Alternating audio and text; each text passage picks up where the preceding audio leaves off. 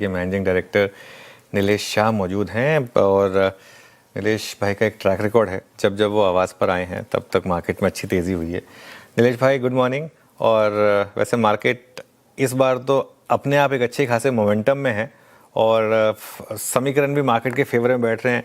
क्या लग रहा है कि वो जो मार्च में डिक्लाइन आई थी, वो जो कच्चा तेल में उबाल आया था, अब मार्केट उसको एक बुरा सपना समझकर भूलने की तैयारी कर रहा है और एक बड़ी तेज़ी की तैयारी कर रहा है?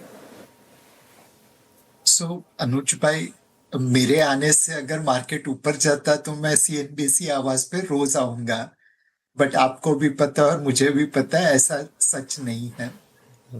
दूसरी चीज, जो ऑयल के दाम में उम्मीद थी कि 80-90 डॉलर के आसपास सेटल होगा, वह बड़ी तेजी से 60-70 डॉलर की तरफ जाता हुआ दिख रहा है।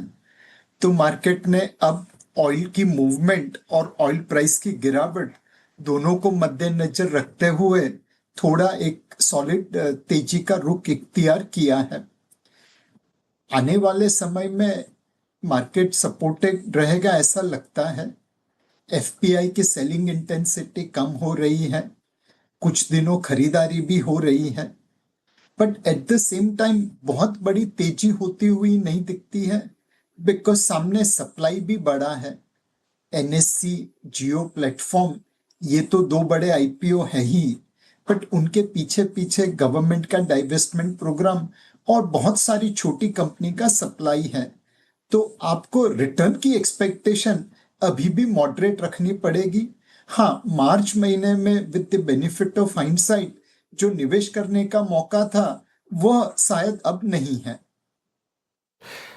नीलेश भाई, एक और चीज़ इस मार्केट में पिछले कुछ दिनों में जो एक स्ट्रेंथ का सबसे बड़ा फैक्टर रहा है, वो है बड़े प्राइवेट बैंकों में एक प्राइस एक्शन, चाहे वो एचडीएफसी बैंक हो या आईसीआईसीआई बैंक हो। और फैक्टर्स भी रहे हैं काफ़ी। एचडीएफसी बैंक में काफ़ी इंपॉर्टेंट न्यूज़ फ्लो भी रहा है पिछले कुछ दिनों में, और एफआई सेलिंग भी कम हुई है। क्या वापस प्राइवेट बैंक्स लीडरशिप ले रहे हैं इस बाजार की? अनुज भाई, अगर हम देखें एफपीआई की बिहेवियर, प्राइमरी में उन्होंने खरीदारी की। एक भी ऐसा इश्यू नहीं था जिसमें हमें निवेश करना था और हम एफपीआई से कॉम्पीट नहीं कर रहे थे। सेकेंडरी में जरूर उन्होंने बिकवाली की।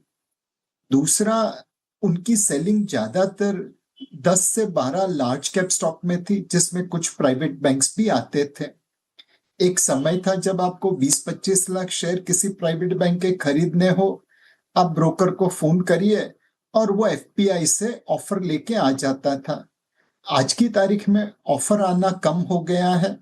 तो मेरा अनुमान है कि अब एफपीआई की सेलिंग प्राइवेट बैंक्स में रुकी हुई है, कम हुई है, इंटेंसिटी कम हुई है, और इसीलिए हम यहाँ पे एक प्राइवेट बैंक में मूवमेंट देख रहे हैं। वैल्यूएशन सस्ता है, नतीजे ठीक आने वाले हैं, एनपीए का प्रेशर है नहीं, और मोर इम्पोर्टेंटली जो एक डर था कि इस साल डिपॉजिट क्रेडिट ग्रोथ कहाँ से आएगा बिकॉज लिक्विडिटी इतनी टाइट है, तो वहां पे आरबीआई की एफसीएनआरबी डिपॉजिट, ईसीबी ओपनिंग और बैंक बोरोइंग की वजह से वो समस्या भी हल हो गई है। तो अब लीडरशिप प्राइवेट बैंक्स में रहेगी, but again moderate return expectation रखना पड़ेगा। नीलेश भाई गुड मॉर्निंग, वीरेंद्र बोल रहा हूँ। आपका अब आईटी पे नजरिया क्या है? आई मीन पिछले एक महीना अगर आप देखें, इतना कुछ घटित हुआ है स्पेस में कि पूछिए मत।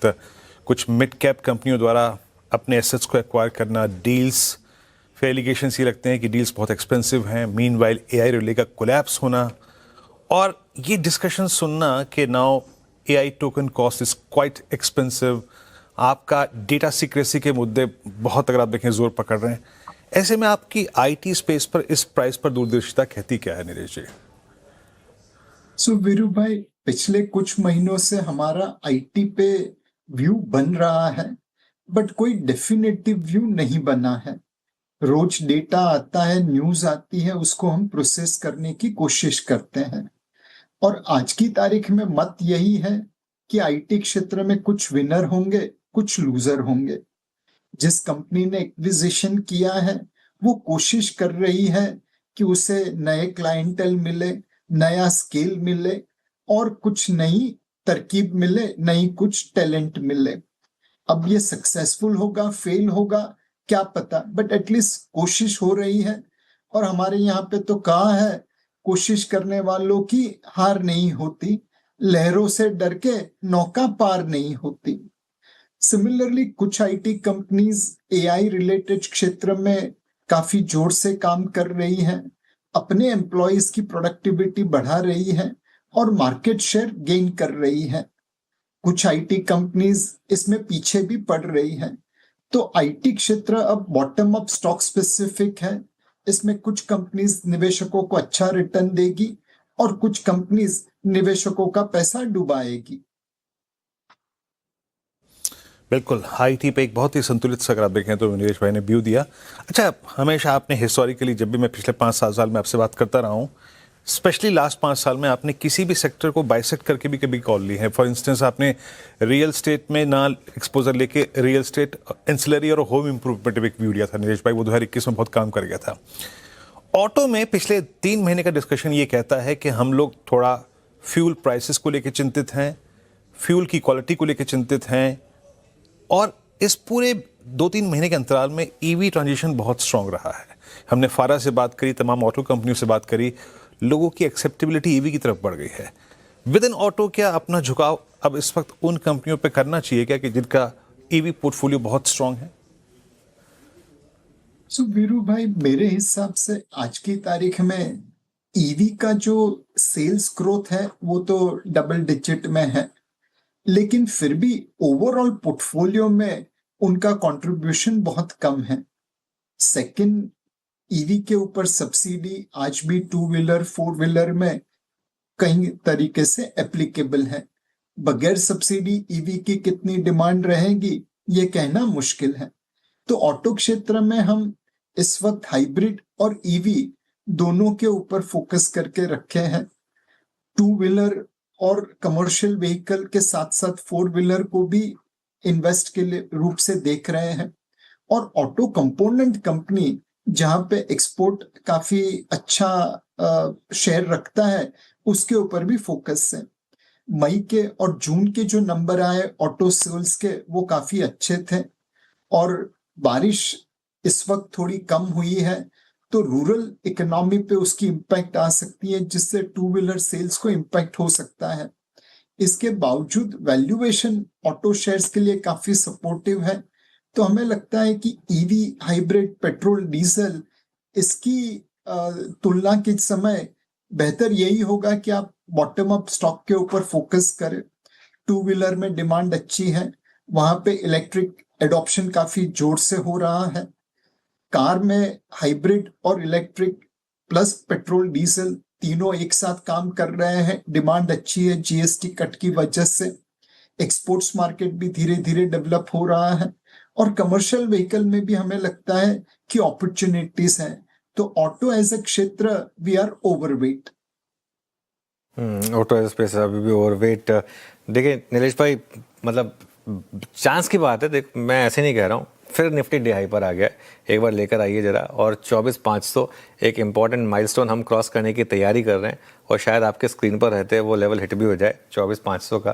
तो कहाँ हम 22,180 तक गए थे मार्च में, और कहाँ हम अब 24,500 क्रॉस करने की तैयारी कर रहे हैं। नीलेश भाई, एक स्पेस जहाँ पर पिछले कुछ दिनों में प्रेशर आया है, आई डोंट नो आपने कितना इन्वेस्ट किया है उसमें, लेकिन ये जो MNC industrial power equipment stocks हैं, जहाँ पर एक चाइनीज़ कंपटीशन का वापस रिस्क आया है, कंसिडरिंग इन स्टॉक्स में एक बहुत बड़ी रैली हुई थी, इस स्पेस पर अब आपका क्या व्यू है? क्या इस गिरावट में बाइंग करनी है, या फिर अब यहाँ पर थोड़ा प्रॉफिट बुक करके साइड में बैठने का समय आ गया है? सो अनुज भाई, ये सारे स्टॉक प्राइस टू परफेक्शन थे। अनडाउटेबली सरकार काफी ऑर्डर दे रही है इलेक्ट्रिसिफिकेशन ऑफ इंडिया के लिए, और इन स्टॉक्स में कुछ टेक्नोलॉजी मोट भी है कि ये जो प्रकार के इक्विपमेंट बनाती है दुनिया में बहुत कम कंपटीशन है। Plus AI related data centre की डिमांड भी इस क्षेत्र में आ रही है, तो ये इनडायरेक्ट प्ले हो गया था एआई के ऊपर। अब जब सरकार ने इस क्षेत्र में चाइनीज मैन्युफैक्चरर को एंट्री दी है तो जाहिर है कि कंपटीशन बढ़ेगी, प्राइस की कटौती भी होगी। और जो अनुमान लोगों ने लगाया था कि इस कंपनीज में ग्रोथ आता रहेगा और टर्नओवर एंड प्रॉफिट बढ़ता रहेगा, उसमें कटौती करने का समय आया है। मेरे हिसाब से इस वक्त इस क्षेत्र में मोमेंटम नेगेटिव है। इनको थोड़ा समय लगेगा सेटल होने में। अगर खरीदारी करनी है तो गिरती छुरी पकड़ने जैसा काम होगा, धीरे धीरे करना और थोड़े over a period of time करना। बिल्कुल। एक और स्पेस नीलेश भाई जो थोड़ा सा जहाँ पर अब बड़ी प्रॉफिट बुकिंग दिख रही है वो है कैपिटल मार्केट से जुड़े हुए स्टॉक्स, खासतौर से एक्सचेंजेस। इस स्पेस पर अब आपका क्या व्यू है? सो ये लॉन्ग टर्म कंपाउंडिंग स्टोरी है। ऑब्वियसली अगर एनएससी का आईपीओ आता है तो एक बहुत बड़ा प्लेयर कैपिटल मार्केट सेगमेंट में लोगों को मिलेगा, एंड वहां पे हो सकता है कि अलोकेशन लोगों को डिवर्सिफाई करना पड़े। तो मेरे हिसाब से इसमें आप लॉन्ग टर्म कंपाउंडिंग स्टोरी पकड़ के निवेश करिए। ये गिरावट आपको एक अपॉर्चुनिटी दे रही है निवेश करने के लिए।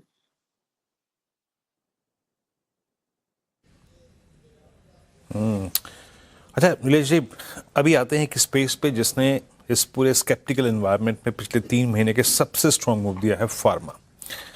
फार्मा में आप किसी भी स्क्रिप्ट को निकालिए, स्पेशली सीडीएमओ प्लेयर्स ने बहुत स्ट्रॉन्ग मूव दिया, और उससे भी ज़्यादा एग्रेशन इस बार आपको हेल्थ केयर स्पेस में नजर आएगा, जहां हॉस्पिटल स्टॉक्स ऑलमोस्ट अपने करियर हाइस पे ट्रेड कर रहे हैं।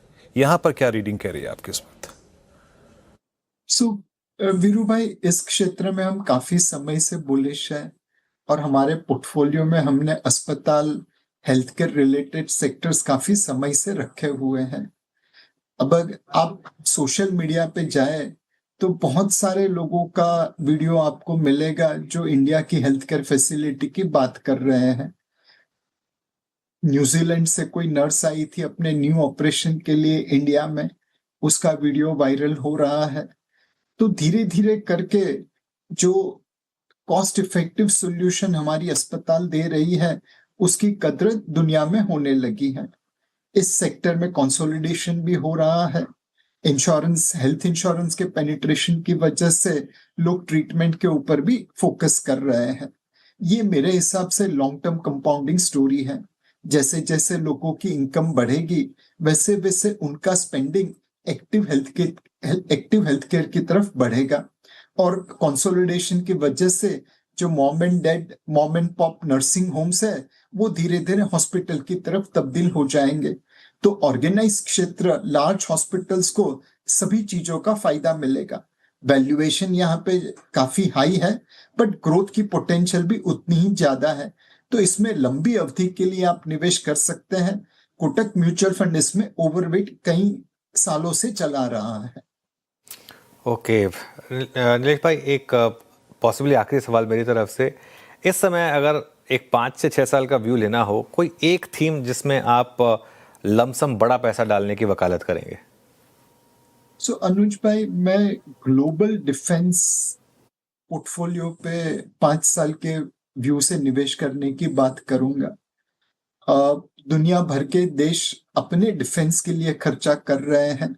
हाल ही में जर्मनी ने $800 बिलियन का डिफेंस इन्वेस्टमेंट का प्लान बताया।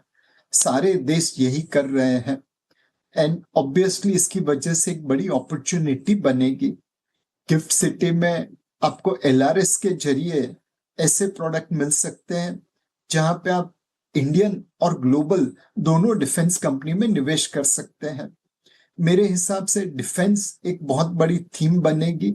अगर आप इंडिया में निवेश करें तो भी सही है, बट अगर आप एक ग्लोबल पोर्टफोलियो बना सके गिफ्ट सिटी के एलआरएस रूट के जरिए, मेरे हिसाब से वहां पे आप लमसम इन्वेस्टमेंट कर सकते हैं। ये अभी अवेलेबल है इंडियंस के लिए वाया गिफ्ट सिटी, यस, और फंड्स हैं आपके हिसाब से जहां पर इनफ लिक्विडिटी यस, है? यस। ओके, लेकिन एलआरएस के थ्रू करना होगा उसमें? एलआरएस के थ्रू करना पड़ेगा अनुज पे। अनफॉर्चुनेटली अब वो $7 बिलियन की जो म्यूचुअल फंड की लिमिट है उसमें 2014 से कोई बढ़ोतरी हुई नहीं है, तो वो पूरी लिमिट भर चुकी है। अदरवाइज इस प्रकार के फंड हम म्यूचुअल फंड में भी दे पाते। ओके। और ये लिस्ट कहाँ मिलेगी, कौन कौन से फंड्स अवेलेबल हैं? अनुज भाई, इसमें एक जो फंड है वो कोटक ऑफशोर का है, इसे हांस ETF के नाम से जाना जाता है, हांस ग्लोबल डिफेंस ETF। इसमें 70% ग्लोबल स्टॉक से 30% के आसपास इंडियन स्टॉक है। ये आप जब LRS इन्वेस्टमेंट के जरिए करिए तो वो एक अवेलेबल है। वैसे ही कई अलग प्रकार के defence global defence ETF available है। आपको अपने एडवाइजर को पूछना पड़ेगा कि कौन से ये ETFs अवेलेबल है या फंड अवेलेबल है। एंड ये जो आप ग्लोबल इन्वेस्टमेंट करें तो ऑनलाइन भी कई वेबसाइट अवेलेबल है जहां पे आपको ये सारी डिटेल्स मिल पाएगी। ओके, चलिए नीलेश भाई, बहुत बहुत शुक्रिया आज हमारे साथ जुड़ने के लिए।